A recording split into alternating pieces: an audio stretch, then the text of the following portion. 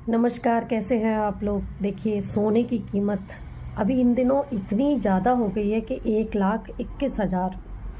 जो ख़ास तौर से शादी कर रहे हैं जो लोग, कुछ लोगों का सुना है कि उन्होंने अपनी शादी भी पोस्टपोन कर दी सिर्फ सोने के रेट से, क्योंकि हर कोई इतना अफोर्ड नहीं कर सकता।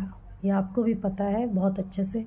अब इसके रीज़न्स कुछ ही हैं जो हम सबको पता है। क्या हमें इस टाइम सोना खरीदना चाहिए? क्या सोने से ही शादियां होती हैं? चलो, इस पे बाद में चर्चा करते हैं। पर सबसे पहली चीज़ तो ये है कि सोने के रेट बढ़े क्यों हैं। दो तीन रीज़न्स हैं। आपको भी पता है कि चाइना बहुत अच्छे सोना बनाता है, पर कंजप्शन या कस्टमर इंडिया के मिलते हैं उनको। और इंडिया में ज़्यादातर लोग ज्वेलरी, सोने चांदी के गहने, उस पर ही सबसे ज़्यादा इन्वेस्ट करते हैं।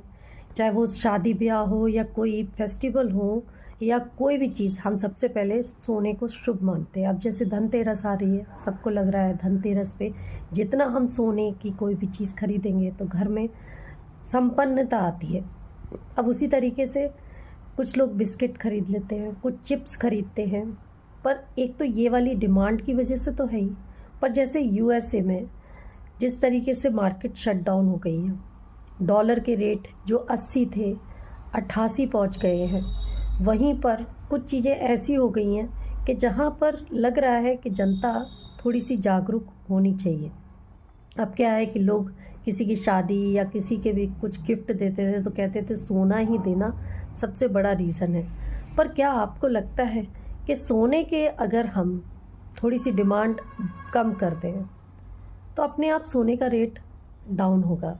क्योंकि क्या होता है, एक आम व्यक्ति इतना अफोर्ड नहीं कर सकता कि सवा लाख आप सोने का रेट से क्या चीज़ खरीदेंगे। पहले क्या है, लोग शादी के अगर सोचते थे ना तो वो सोचते थे 5 या 10 लाख में हम शादी कर लेंगे। पर अब अगर 5 या 10 लाख में सोना आ रहा है तो शादी कहाँ तक होगी। तो ये कंपटीशन जो है ना बढ़ता जा रहा है।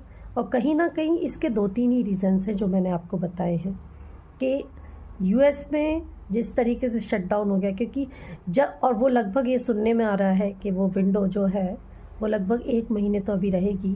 जो ट्रम्प है वो अभी डिसीजंस लेंगे। उनके टाइम पर पहले भी ऐसा हुआ था, 2.5 महीने लग गए थे खोलने के लिए।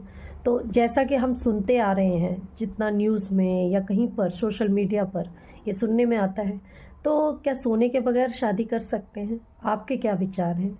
क्या सोने के इतना कर्जा लेकर ही हम क्या शादी करें या पोस्टपोन कर दें? ज़रूर दीजिएगा अपने कमेंट या विचार। और कैसा लगा? नमस्कार।